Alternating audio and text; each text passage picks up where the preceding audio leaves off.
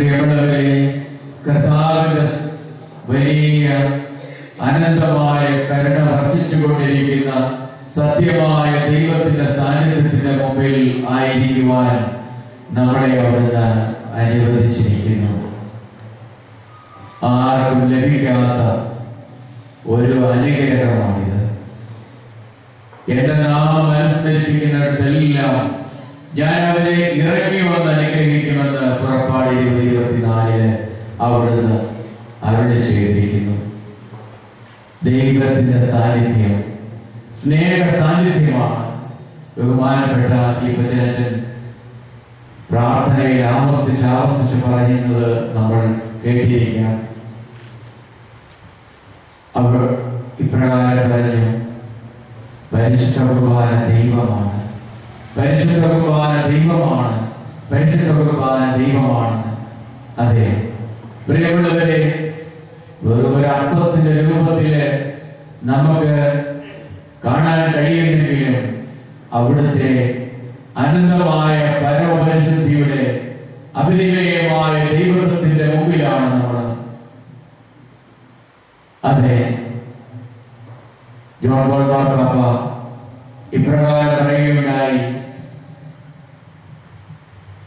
പരിശുദ്ധ കുർബാന എന്താകുന്നു എന്ന ചോദ്യം മാറ്റേണ്ടിയിരിക്കുന്നു. കാരണം മറ്റൊന്നുമല്ല, ചോദ്യം തെറ്റിയാൽ ആൻസറും തെറ്റും. കാരണം പരിശുദ്ധ കുർബാന ഒരു വ്യക്തിയാണ്. അതുകൊണ്ടാണ് അച്ഛൻ പറഞ്ഞത് അവൻ ദൈവമാകുന്നു. അതേ പ്രിയമുള്ളവരെ, ദൈവത്തിന്റെ സാന്നിധ്യം നമ്മൾ തിരിച്ചറിഞ്ഞുകൊണ്ടായിരിക്കാം. നമ്മളെ സംബന്ധിച്ചിടത്തോളം ഇതൊരു തിരിച്ചറിവിന്റെ നിമിഷത്തിലാണ് നമ്മൾ നിൽക്കേണ്ടത്. ഇതിനു മുമ്പ് നമ്മൾ പല പ്രാവശ്യവും പല ആരാധനയുടെ മുമ്പിൽ, കർത്താവിന്റെ മുമ്പിൽ നമ്മൾ നിന്നിട്ടുണ്ട്. എന്നാൽ തിരിച്ചറിയട്ടെ, ഈ സ്നേഹനാഥന് ഈ രൂപമല്ല, അനേക രൂപത്തിലൂടെ നമുക്ക് മുമ്പിൽ ആയിരിക്കുവാൻ അവിടത്തേക്ക് സാധിക്കും. എന്നാൽ ഇതാ തിരുസഭയിലൂടെ കൗദാശിക സഭയ്ക്ക്, കൗദാശികമായ സമൂഹത്തിന് കൗദാശികമായി രൂപപ്പെടുത്തിയ ഒരു അപ്പത്തിന്റെ രൂപത്തിലാണ് അവിടുന്ന് നമ്മുടെ ഇടയിലായിരിക്കുന്നത്. ഇത് മറ്റൊന്നിനുമല്ല, എന്റെ ശരീരത്തിന്റെ ശരീരമാകാനും എന്റെ രക്തത്തിന്റെ രക്തമാകുവാനും അവിടുന്ന് കാണിച്ച സ്നേഹമാണ്. പ്രിയമുള്ളവരെ, അതാണ് അതിന്റെ പ്രത്യേകത. ആ പ്രത്യേകത അറിഞ്ഞുകൊണ്ടാണ് നമ്മൾ ആ സാന്നിധ്യത്തിന്റെ മുമ്പിലായിരിക്കേണ്ടത്. ഈ സ്നേഹരക്തം, ഈ സ്നേഹ ശരീരം നമ്മുടെ ദൈവമാണ്. അവിടുത്തെ മഹത്വപ്പെടുത്തുമ്പോൾ ഒരു കാര്യം കൂടെ നമ്മൾ ഓർത്തിരിക്കാം. ദൈവത്തിന്റെ ഈ സാന്നിധ്യത്തെ മഹത്വപ്പെടുത്തുമ്പോൾ ഏതെങ്കിലും വിധത്തിൽ നമ്മൾ ലോകത്തിന്റെ അരൂപിയെ മഹത്വപ്പെടുത്തിയിട്ടുണ്ടെങ്കിൽ, ഏതെങ്കിലും വിധത്തിൽ നമ്മൾ ലോകത്തിന്റെ അരൂപിയെ അംഗീകരിച്ചിട്ടുണ്ടെങ്കിൽ, ഈ നിമിഷം ദൈവത്തെ മാത്രം അംഗീകരിച്ചുകൊണ്ട് നമ്മൾ ആരാധിക്കുമ്പോൾ ലോകാരൂപിയെ നമ്മൾ തിരസ്കരിക്കുക കൂടി ചെയ്യുകയാണ്. അറിഞ്ഞോ അറിയാതെയോ നമ്മൾ അവനെ ആട്ടിപ്പായിക്കുകയാണ്. ഈ ലോകത്തെ നമ്മൾ തിരസ്കരിച്ചുകൊണ്ട് ദൈവത്തെ ഹൃദയത്തിലും ദൈവസ്നേഹത്തെ ഹൃദയത്തിന്റെ ഉൾത്താരിലേക്ക് സ്വീകരിച്ചുകൊണ്ട് പ്രാർത്ഥിക്കുകയാണ്. പ്രിയമുള്ളവരെ, ആഗ്രഹിക്കട്ടെ, ഈ സ്നേഹത്തിന്റെ മുമ്പിൽ സകലതും സമർപ്പിച്ചുകൊണ്ട് പൂർണ്ണമായി നമ്മൾ അവിടുത്തെ സ്നേഹിച്ചുകൊണ്ട് നമുക്ക് അവിടുത്തെ പാടി ആരാധിക്കാം. പൂർണ്ണ മനസ്സോടെയും പൂർണ്ണ ഹൃദയത്തോടെയും പൂർണ്ണ ആത്മാവോടെയും നമുക്ക് അവിടുത്തെ സ്നേഹിച്ചുകൊണ്ട് ആരാധിക്കാം. പൂർണ്ണ മനസ്സോടെ ഈ ഗാനം ആലപിച്ചുകൊണ്ട് നമുക്ക് പാടി ആരാധിക്കാം. പൂർണ്ണ മനസ്സോ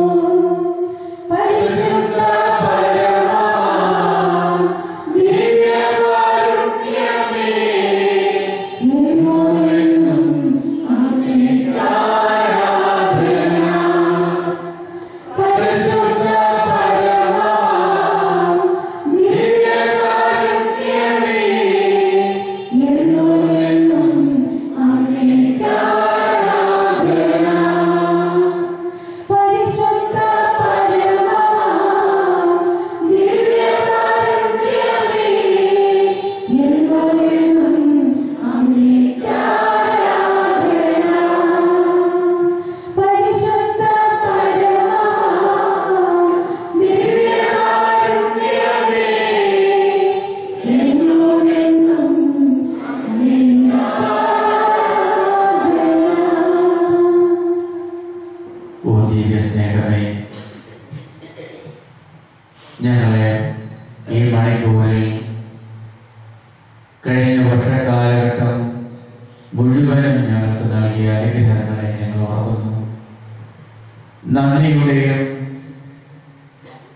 കൃതജ്ഞതയുടെയും ബലിയർപ്പിച്ചുകൊണ്ട് ഏതാനും നിമിഷം അങ്ങയുടെ മുമ്പിലായിരിക്കുവാൻ ഞങ്ങളെ അനുഗ്രഹിക്കണമേ. നാഥ, നന്ദിയില്ലാതെ ഞങ്ങൾക്ക് മറ്റൊന്നും പറയുവാനില്ല.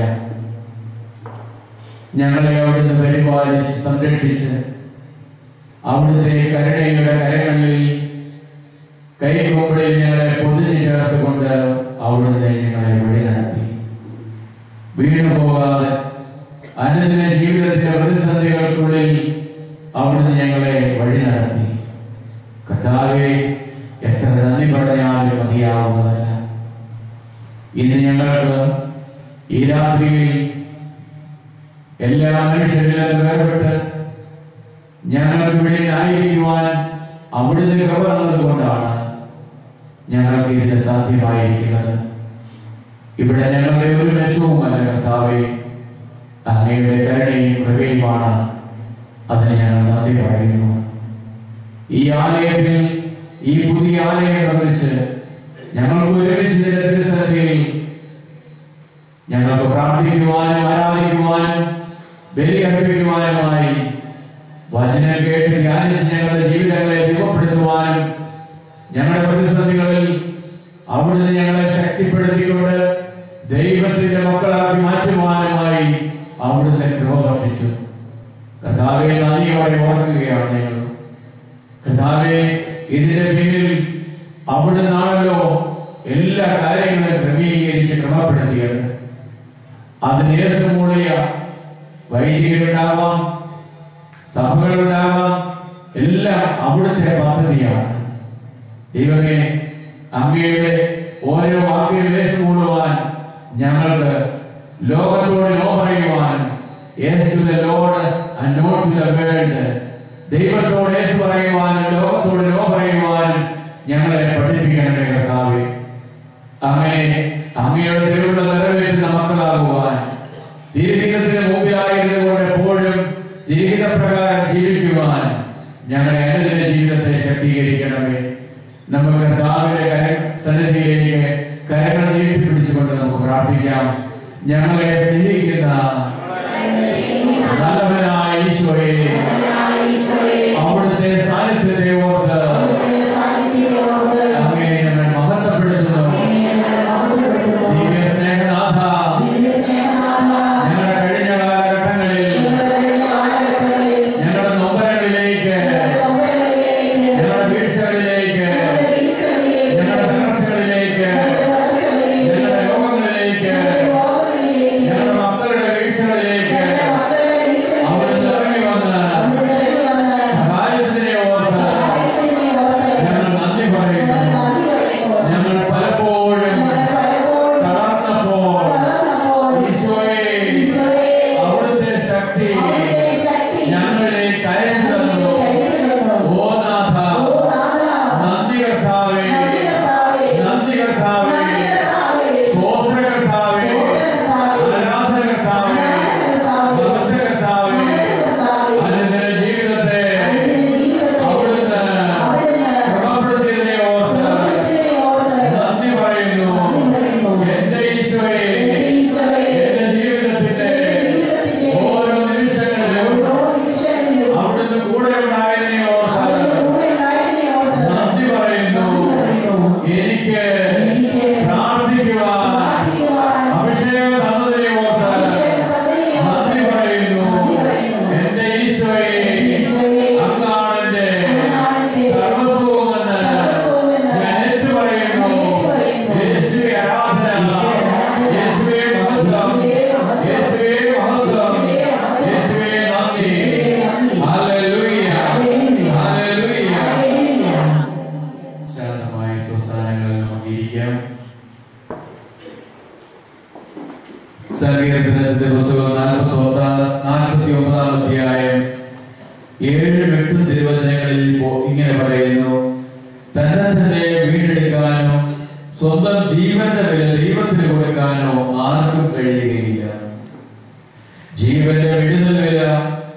വളരെ വലുതാണ്. എത്രയായാലും അത് തികയുകയില്ല. പ്രിയമുള്ളവരെ, ഇതാണ് സത്യം. നമ്മുടെ ജീവിതത്തിന്റെ വീഴ്ചകളിൽ, കെട്ടുകളിൽ, ബന്ധനങ്ങളിൽ മനുഷ്യനെ രക്ഷിക്കാൻ കഴിയാത്തതിന്റെ അപ്പുറമാണ് സകല മേഖലകളും. ദൈവപിത ജീവന്റെ വിടുതൽ വരെ നൽകിക്കൊണ്ട്, അവിടുത്തെ രക്തവും അവിടുത്തെ ശരീരവും നമുക്ക് നൽകിക്കൊണ്ട് അവിടുന്ന് നമ്മോട് കാണിച്ച സ്നേഹം, അതാണ് യഥാർത്ഥത്തിൽ അവിടുത്തെ സ്നേഹം. ഈ അപ്പത്തിലേക്ക് നോക്കുമ്പോൾ യഥാർത്ഥത്തിൽ നാം കാണുന്നത് ഈശോയുടെ ജനനം മുതൽ അവരുടെ കാൽവരിയിൽ അവൻ കാൽവരി കുരിശാവുന്ന ആ ചുടുകളിൽ ചുട്ടെടുത്ത അപ്പമായി മാറിയ ഈ സ്നേഹം ധ്യാനിക്കുമ്പോഴേ ഇതിന്റെ പിന്നാമ്പുറം അതാണ്. കാഴിക്കൊഴുത്ത് അവിടുന്ന് വിളർന്നു വീണത് ഒരു ഉണ്ണി കുരിശിലാണ്. ഉണ്ണിക്കുരിശ് വളർന്ന് കാൽവരിയോളം വളർന്ന് അവിടുത്തെ സ്നേഹം മുഴുവൻ വെളിപ്പെടുത്തി തന്നുകൊണ്ട് ഇതാ നമ്മുടെ മുമ്പിൽ ആയിരിക്കുന്ന ഈശോ ഒരു വാക്ക് പറഞ്ഞ് ഒരു മലയിൽ പ്രസംഗിച്ച ഒരു ദൈവമല്ല. അവിടുന്ന് സ്നേഹം എന്നത് പ്രഖ്യാപിക്കുക മാത്രമല്ല, അവിടുന്ന് സ്നേഹം വെളിപ്പെടുത്തി തരികയും കൂടെ ചെയ്തു. യൂക്കാറ്റ് 33. അതേ പ്രിയമുള്ളവരെ, നമ്മുടെ ദൈവം സ്നേഹം എന്താണെന്ന് വെളിപ്പെടുത്തി തന്നിട്ട് ഇത്രയേറെ വലിയ സ്നേഹം നമുക്ക് മനസ്സിലാകുന്ന പച്ചയായ രീതിയിൽ അവിടുന്ന് സ്നേഹത്തിന്റെ ഭാഷ അവിടുന്ന് സംസാരിച്ചപ്പോൾ നമുക്ക് മനസ്സിലാകാതെ പോയിട്ടുണ്ടെങ്കിൽ നമുക്കിപ്പോൾ അനുഭവിക്കാം. പ്രിയമുള്ളവരെ, ആ സ്നേഹമാണ് നമ്മുടെ ജീവിതത്തെ മുഴുവനും അർത്ഥപൂർണമാക്കുന്നത്. നല്ല കള്ളന് ആ സ്നേഹം തിരിച്ചറിയും. അവിടുന്ന് ഒന്നും മിണ്ടുന്നില്ല. കുരിശിൽ ഈ സ്നേഹത്തിന്റെ ഭാഷ ഒഴിഞ്ഞുകൊണ്ടേയിരുന്നു. സ്നേഹത്തിന്റെ ഭാഷ മൗനമായി ഒഴുകിക്കൊണ്ടേയിരുന്നപ്പോൾ നല്ല കള്ളൻ ഈ സ്നേഹം തിരിച്ചറിഞ്ഞു. എന്നാൽ മറ്റേ കള്ളൻ അവിടുത്തെ സ്നേഹത്തെ കാണാൻ കണ്ണില്ലാത്ത വിധത്തിൽ അന്ധത ബാധിച്ചിരുന്നു. ഇന്ന് നമുക്ക് ആ മരണത്തെ തോൽപ്പിച്ച് അപ്പത്തിന്റെ രൂപത്തിൽ നമ്മുടെ മുമ്പിൽ അല്ല, അനുദിനം നമ്മോട് കൂടെ ആയിരിക്കുവാൻ അവിടുന്ന് ഒരുക്കിയ പദ്ധതിയും സ്നേഹത്തിന്റെ വെളിപ്പെടുത്തലിന്റെ പൂർണ്ണതയിലേക്ക് നമ്മളെ കൊണ്ടുവരുവാനാണ്. പ്രിയമുള്ളവരെ, നമുക്കിപ്പോൾ ആ സ്നേഹത്തിന്റെ പൂർണ്ണതയുടെ മുമ്പിൽ നമ്മുടെ ജീവിതത്തിലെ എല്ലാം നമുക്ക് നന്ദിയോടെ അർപ്പിക്കാം. നമുക്ക് ജീവിതത്തിന്റെ കഴിഞ്ഞ കാലഘട്ട ജീവിതങ്ങളിലേക്ക് നോക്കുമ്പോൾ പ്രശ്നങ്ങളിലേക്ക് നോക്കാതെ, നമ്മുടെ നൊമ്പരങ്ങളിലേക്ക് നോക്കി നോക്കി കണ്ണുനീരും നിരാശയും പെട്ട് തളർന്നു പോകാതെ ഈശോ പഠിപ്പിക്കുന്നു, നീ എന്റെ സ്നേഹത്തിലേക്ക് നോക്കുക. കുരിശിലേക്കല്ല നീ നോക്കേണ്ടത്, കുരിശിനെ ഞാൻ ജയിച്ച് കീഴ്പ്പെടുത്തിയതാണ്. നീ എന്റെ സ്നേഹത്തിലേക്ക് മാത്രം നോക്കിയാൽ മതി. നിന്നെ പരിപാലിച്ചില്ലേ ഞാൻ ഇത്രയും നാൾ?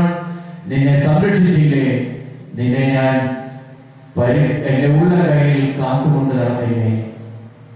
ദൈവം നമുക്ക് നൽകിയ കഴിഞ്ഞ കാലഘട്ടങ്ങളിലെ നന്മകളിലേക്ക് നമ്മുടെ കണ്ണുകൾ മുഴുവൻ, ഹൃദയത്തിന്റെ ആ വികാരങ്ങൾ മുഴുവൻ നമുക്കൊന്ന് കൊണ്ടുപോകാം. ഓരോന്നോരോന്നായി ഓർത്ത് ഹൃദയത്തിൽ അവിടുത്തെ മുമ്പാകെ നമുക്ക് സമർപ്പിക്കാം. കഴിഞ്ഞ കാലഘട്ടങ്ങളിലെ നൊമ്പരങ്ങളല്ല നമുക്ക് ഓർക്കേണ്ടത്. നൊമ്പരങ്ങളുടെ നടുവിൽ എന്നെ പരിപാലിച്ച സ്നേഹത്തിന്റെ കാര്യം നമുക്ക് ഓർക്കാം. ഓരോ ഓർക്കട്ടെ പ്രിയപ്പെട്ടവരെ, അത് മുഴുവനും സമർപ്പിച്ചുകൊണ്ട് നമുക്ക് പ്രാർത്ഥിക്കാം. അവിടുത്തെ നമ്മൾ പാടി ആരാധിക്കുമ്പോൾ നമ്മുടെ ജീവിതത്തില് നമ്മുടെ കഴിഞ്ഞ കാലഘട്ടങ്ങളിൽ ലഭിച്ച എല്ലാ അനുഗ്രഹങ്ങളെയും ഹൃദയത്തിൽ മൗനമായി ഓർത്തുകൊണ്ട് നമ്മൾ ഈ നിമിഷം സമർപ്പിക്കപ്പെടുകയാണ്. ആരും ഉറക്കത്തിലേക്ക് വീഴാതെ നന്ദി പ്രകാശിപ്പിക്കുമ്പോഴാണ് ദൈവത്തിന്റെ വലിയ കൃപ ചൊരിയപ്പെടുന്നത്. നമ്മുടെ ജീവിതത്തിൽ അനുഭവിക്കാൻ കൃപ തന്ന നിമിഷങ്ങൾ ഓർക്കണം. ഈശോയുടെ കാൽപാദത്തിൽ കെട്ടിപ്പിടിച്ചുകൊണ്ട് കരയാൻ കൃപ തന്നത് ഓർക്കണം. നിരാശയിലേക്ക് വീണു പോകാതെ പ്രത്യാശ നൽകിക്കൊണ്ട് നമ്മളെ പിടിച്ചു നിർത്തിയ ദൈവത്തിന്റെ സ്നേഹം നമ്മൾ ഓർത്തുകൊണ്ട് ആ തൃപ്പാദത്തിൽ അനുതാപത്തിന്റെ കണ്ണുനീരൊഴുക്കിക്കൊണ്ട് നമുക്ക് നന്ദിയോടെ ഓർക്കാം കർത്താവിന്റെ സ്നേഹം. ഓർത്തുകൊണ്ട് നമുക്ക് ആരാധനയുടെ ഒരു ഗീതം ആലപിച്ച് നമ്മളെ തന്നെ ഹൃദയം പൂർണ്ണമായി സമർപ്പിക്കപ്പെടട്ടെ. ഈശോയുടെ സ്നേഹവും കരുണയും വാത്സല്യവും അവിടെ നമ്മളെ പരിപാലിച്ച നിമിഷങ്ങൾ ഓരോന്നും ഓർക്കട്ടെ. നമ്മുടെ ദുഃഖത്തിലെയും നിരാശയുടെയും ചിന്തകളിൽ നിന്ന് ഇപ്പോൾ നമ്മുടെ മനസ്സിനെ പറിച്ചെടുത്ത് ആ കഴിഞ്ഞ കാലഘട്ടങ്ങളിൽ നമ്മളെ പരിപാലിച്ച ഓരോ നിമിഷങ്ങളും ഓർക്കട്ടെ. എന്നെ കരുതുന്നവൻ, എനിക്കായി കരുതുന്നവൻ എന്ന ഗാനം ആലപിച്ചുകൊണ്ട് നമുക്ക് ആ കരുതലും ആ പ്രത്യാശയും നമുക്ക് ഓർക്കാം.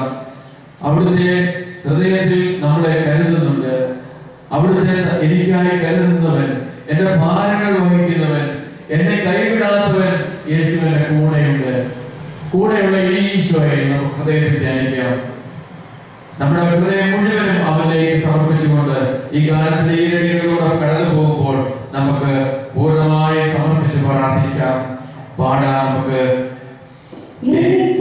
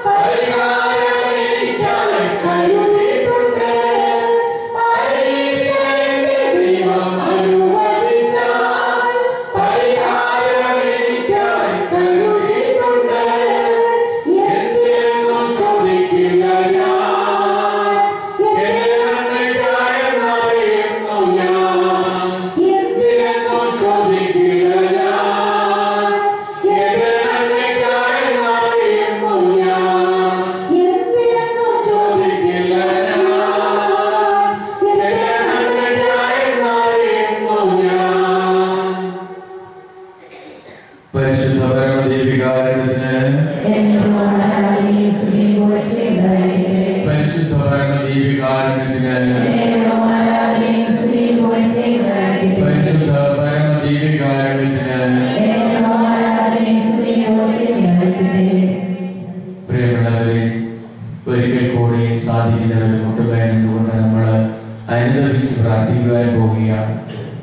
കർത്താവ് സ്വർഗം ഏറ്റവും കൂടുതൽ സന്തോഷിക്കുന്ന നിമിഷമാണ് ഒരു മനുഷ്യൻ ദൈവത്തിന്റെ ഒരു പൈതൽ അനുതാപത്തിന്റെ കണ്ണുനീരൊഴുകി അവന്റെ കാൽപാദം കഴുകുമ്പോൾ ദൈവം സന്തോഷിക്കുന്നു. അനുദപിക്കുന്ന പാപിയോട് നമ്മളൊന്നും അന്വേഷിക്കേണ്ട. അനുതാപത്തിന്റെ കണ്ണുനീര് അവന്റെ കാൽപാദത്തിൽ നമുക്ക് ചൊരിയപ്പെടാം. ഒരു ന്യായവാദവും ചെല്ലാതെ നമ്മുടെ പാപങ്ങളെ ഓർത്ത് ഹൃദയം തുറന്ന് അനുദപിക്കാം. പാവനിയായ സ്ത്രീ അവരുടെ കാൽപാദത്തിലേക്ക് അവളുടെ മ്ലേച്ഛമായ ജീവിതം മുഴുവനും ഓർക്കണം. ഒരു മനുഷ്യന്റെ ജീവിതത്തിലെ എല്ലാ തിന്മകളും നിറഞ്ഞ മ്ലേച്ഛഭാവങ്ങളെല്ലാം ആ കാൽപാദത്തിലേക്ക് ഒഴുകി അവൾ കരഞ്ഞപ്പോൾ സംഭവിച്ചത് ദൈവത്തിൽ നിന്ന് ഒരു മറുവൊഴുക്ക് ഉണ്ടായി. അനുതാപത്തിന്റെ കണ്ണുനീര് കർത്താവിന്റെ കാൽപാദത്തിലേക്ക് ഒഴുകിയപ്പോൾ ദൈവത്തിൽ നിന്ന് സ്നേഹത്തിന്റെ കരുണയുടെ ഒരു മറുവൊഴുക്ക് നമ്മുടെ ഹൃദയങ്ങളിലേക്ക് ഒഴുകും. തീർച്ച ഇതാണ് പാപിനിയുടെ ആ സംഭവം നമ്മൾക്ക് വെളിപ്പെടുത്തി തരുന്നത്. പ്രിയമുള്ളവരെ, ഈ നിമിഷം നമ്മൾ കരയണമെങ്കിൽ കരയണം. ഇനി നമ്മുടെ ജീവിതത്തില് ഇങ്ങനെ ഒരു അവസരം ലഭിക്കണമെന്നില്ല. അനുതാപത്തിന്റെ കൃപയും കരുണയും നമുക്ക് എല്ലാ ദിവസവും വേണമേ എന്ന് നമുക്ക് ആഗ്രഹിക്കാം. കരുണയുടെ വർഷത്തിൽ നമുക്കറിയാം, കരുണയുടെ കവാടം കടക്കുന്നതിന് പ്രധാനപ്പെട്ട ഒരു വിഷയമാണ് വിശുദ്ധ കുമ്പസാരവും വിശുദ്ധ കുർബാന സ്വീകരണവും. അതുപോലെ തന്നെ കരുണ നിറഞ്ഞ അവന്റെ സ്നേഹത്തെ ഓർത്തുകൊണ്ട് അനുദപിച്ച് അനുതാപത്തിന്റെ കണ്ണുനീരൊഴുകി അവന്റെ കാൽപാദത്തിൽ ചൊരിയപ്പെടണം. അത് വളരെ പ്രധാനപ്പെട്ട കാര്യമായിട്ട് നമുക്ക് മാർപ്പാപ്പ പറയുന്നു. കരുണയുടെ വാതിൽ ചുമ്മാതെ കടന്നാൽ അനുഗ്രഹം കിട്ടുകയില്ല. മാർപ്പാപ്പയുടെ സഭയുടെ നിയോഗങ്ങൾക്ക് വേണ്ടി പ്രാർത്ഥിക്കണം. ഇങ്ങനെയാണ് കരുണയുടെ വാതിൽ ഒരുക്കത്തോടു കൂടിയാണ് കിടക്കേണ്ടത്. അതുകൊണ്ട് നമുക്കും ആ വലിയ ഒരു കൃപ ഇവിടുന്ന് നമുക്ക് നൽകപ്പെടുകയാണ്. കർത്താവ് വിശ്വാസത്തോടെ ആരെയും നമ്മുടെ ജീവിതത്തിൽ, നമ്മുടെ വ്യക്തി ജീവിതത്തിൽ തകരുമ്പോൾ ആർക്കും നമ്മുടെ ഹൃദയത്തിലേക്ക് കടന്നു വരാൻ കഴിയുകയില്ല. ICU യൂണിറ്റിൽ കിടക്കുന്ന ഒരു മകനെ ആശ്വസിപ്പിക്കുവാനോ തൊടാനോ അവരുടെ ജീവിതത്തിലേക്ക് മരണത്തോട് വെല്ലടിക്കുമ്പോൾ ആർക്കും വന്ന് ഒന്നും ചെയ്യാൻ കഴിയുകയില്ല. അവിടെ കടന്നു വരുന്നവരും അവിടുന്ന് നമ്മളെ രക്ഷിക്കുന്നവരും അവിടുന്ന് നമ്മുടെ ജീവനിലേക്ക് ഉയർത്തുന്നവരും ഈശോയാണ്. വാതിലുകൾ എത്ര കൂട്ടപ്പെട്ടാലും എത്രമാത്രം തടയപ്പെട്ടാലും അവിടുന്ന് നമ്മളിലേക്ക് വരും. നമ്മളൊന്ന് ഹൃദയം അവനിലേക്ക് ഉയർത്തിയാൽ മതി. അനുതാപത്തിന്റെ ഹൃദയമൊന്ന് അവന്റെ മുമ്പിൽ തുറക്കപ്പെട്ടാൽ മതി. അവൻ അവിടെ നമ്മുടെ ഉള്ളിൽ പ്രവേശിക്കും. അവൻ നമ്മുടെ കൂടെ ആയിരിക്കും. അവൻ നമ്മളെ ധൂർത്തപുത്രനെ കെട്ടിപ്പിടിച്ച് ചുംബിച്ചതുപോലെ അവന്റെ സ്നേഹചുംബനങ്ങൾ കൊണ്ട് നമ്മളെ വീർപ്പ് മുട്ടിക്കും. ഇതായ യാഥാർത്ഥ്യം. നമുക്ക് അനുതാപത്തിന്റെ കണ്ണുനീരൊഴുക്കാം. അനുതാപത്തിന്റെ കണ്ണുനീരൊഴുക്കി പ്രാർത്ഥിക്കുമ്പോൾ നമ്മുടെ സകല മേഖലകളും, പാപത്തിന്റെ എല്ലാ കെട്ടുകളും ബന്ധനങ്ങളും നമുക്ക് ഇവിടെ അഴിക്കണം. കർത്താവ് നമുക്ക് മോചനം തരുന്ന മണിക്കൂറാണ്. കർത്താവ് നമുക്ക് പൂർണ്ണ സ്വാതന്ത്ര്യം തന്ന് നമ്മളെ വിടുവിക്കുന്ന സമയമാണ്. സ്നേഹത്തിന്റെ പുതിയ മനുഷ്യനും പുതിയ വ്യക്തിത്വവുമായി നമ്മളെ രൂപപ്പെടുത്താൻ പോവുകയാണ്. നമ്മുടെ വിശുദ്ധീകരണത്തിനായി ഹൃദയം തുറന്ന് സമർപ്പിക്കപ്പെടുമ്പോൾ നമ്മുടെ ഉള്ളിലെ സകല തിന്മകളും, നമ്മുടെ ബന്ധനങ്ങൾ, നമ്മുടെ ഹൃദയത്തിന്റെ ഉള്ളിൽ കിടക്കുന്ന പാപത്തിന്റെ സകല കെട്ടുകൾ, തഴക്ക ദോഷങ്ങൾ, ഇവയെല്ലാം എടുത്തു മാറ്റുകയാണ്. മദ്യപാനത്തിന്റെ ആസക്തി, പുകവലിയുടെ ആസക്തി, പരദൂഷണത്തിന്റെ ആസക്തി, കാപട്യം പറയുന്നത്, നമ്മുടെ സ്വാർത്ഥതയുടെ കെട്ടുകൾ, ഇതെല്ലാം കർത്താവ് ഇപ്പോൾ കെട്ടുകൾ അഴിച്ച് നമ്മളെ വിടുവിക്കും. മറ്റൊന്നും വേണ്ട. ഇനി നമുക്ക് വേറൊന്നും വേണ്ട. ഈശോയെ, അങ്ങയുടെ തിരു മുമ്പിൽ ആ കാൽപാദത്തിൽ കെട്ടിപ്പിടിച്ചുകൊണ്ട് എന്റെ ജീവിതം മുഴുവനും ആ കാൽപാദത്തിൽ ചേർന്നിരിക്കുവാനുള്ള ആ ഭാഗ്യം അതാണ് ഞങ്ങളുടെ ആഗ്രഹം. ആ സ്നേഹത്തിൽ നിന്ന് ഞങ്ങളെ ഒരിക്കലും അകന്നു പോകാൻ അനുവദിക്കരുത്. ആ സ്നേഹ കൂട്ടായ്മയിൽ പിടിച്ചു നിൽക്കുവാൻ എന്നെയും അവിടുന്ന് അനുഗ്രഹിക്കണമേ. ഹൃദയത്തോടെ നമുക്ക് ആഗ്രഹിക്കാം. അനുതാപത്തിന്റെ വിവിധ മേഖലകളിലൂടെ നമ്മൾ കടന്നു പോകാം. ഹൃദയം നമുക്ക് സമർപ്പിക്കാം. ദൈവത്തിന്റെ അനന്തമായ ഈ കൃപ നമ്മളിലേക്ക് ഒഴുകുന്നതിന് അനുതാപത്തിന്റെ കണ്ണീരൊഴുക്കിക്കൊണ്ട് അവിടുത്തെ കൃപാതയിലേക്ക് സമർപ്പിച്ചുകൊണ്ട് അനുതാപത്തിന്റെ ഒരു ഗാനം ആലപിക്കാം. ഈ നിമിഷം നമ്മുടെ ഹൃദയം മുഴുവനും ഈശോയ്ക്ക് സമർപ്പിക്കപ്പെടണം. ഈശോയെ, ഞാൻ ജനിച്ച നാൾ മുതൽ പ്രത്യേകിച്ച് എന്റെ കഴിഞ്ഞ കാലഘട്ടങ്ങളിൽ എനിക്ക് സംഭവിച്ച പല വീഴ്ചകളുണ്ട്. അങ്ങയുടെ സ്നേഹത്തിൽ നിന്ന് ഞാൻ ഓടി ഓടി അകന്നിട്ടുണ്ട്.